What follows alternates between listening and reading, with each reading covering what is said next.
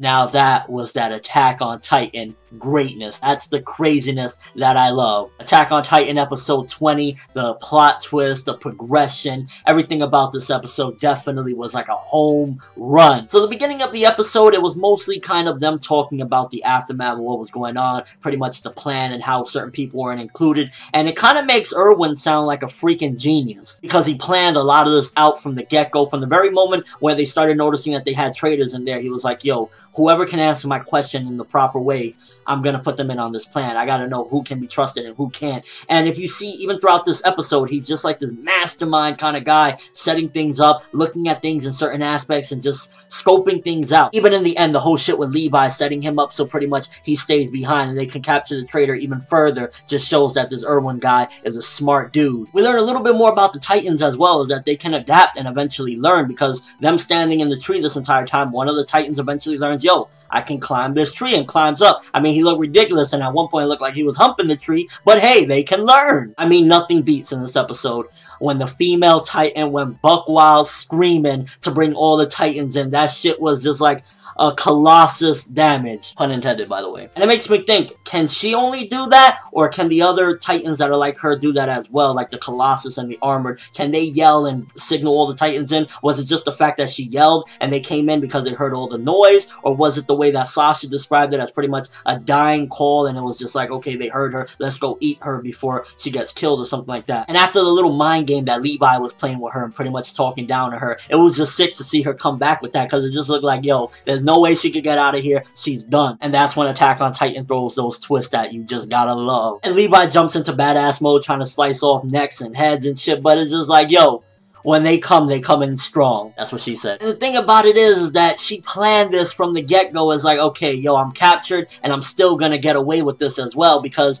then we find out later that she pretty much wasn't eaten. She just had them eat her, and then she jumped away on the 3D maneuver gear. So now it's safe to assume it's definitely somebody within the group. And it was also hinted earlier in the episode, if you paid attention, that pretty much the first traitors and stuff like that didn't appear until they said about 5 years ago. So pretty much it has to be somebody within the rookie group, right? And that makes you further speculate exactly who is this traitor. Thing about it is, Levi stood behind, so I think there might be a clash with her and Levi. And another thing, we also get to learn that she can turn her hands, or different parts of her body, into like hardened parts, so it's kind of like the Armor Titan, and that also makes you think, is this again a unique ability of hers? Because we know that the Armor Titan is just like a full body of armor, you know, just jumping right in hard as hell, but is this like a thing that where she can just kind of turn certain parts? Can all of them do that? Do they all have like their little small techniques that they can do themselves? Or is it possible that she just has a very strong connection to the Armored? And this pushes even further that Irwin is a genius, because he even plans out, on the off chance that she's still alive and she was just planning to have her body eaten and get away with maneuver gear, I'm gonna leave Levi behind, charging up, putting his gasoline, so we can plan our next move. Genius shit. Now I was a little disappointed we didn't get some of those epic soundtracks that we normally get in Attack on Titan, because, you know, the music sometimes comes in really strong, but we didn't get any of that epic music that I was really hoping for. Also, the guy that bit his tongue before, I believe his name is Oluo, I'm not sure. The guy that pretty much, it was revealed that he pissed his pants during his first mission.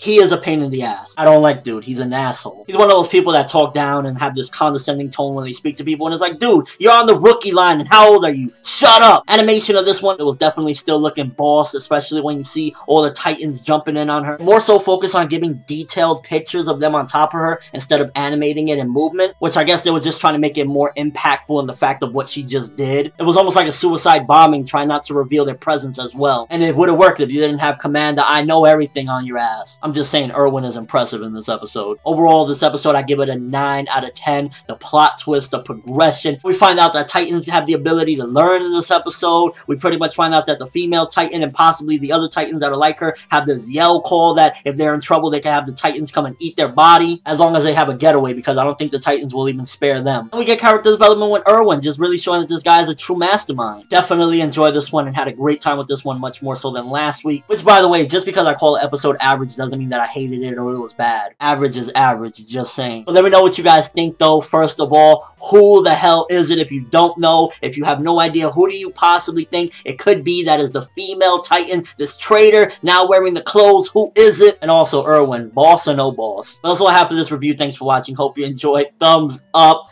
for that female Titan yelling. I'm not gonna lie, this episode got me super hyped. Between everything that it did, even the little symbolism in it, it was a fucking awesome episode. ForneverWorld, and as always, people, have an awesome day.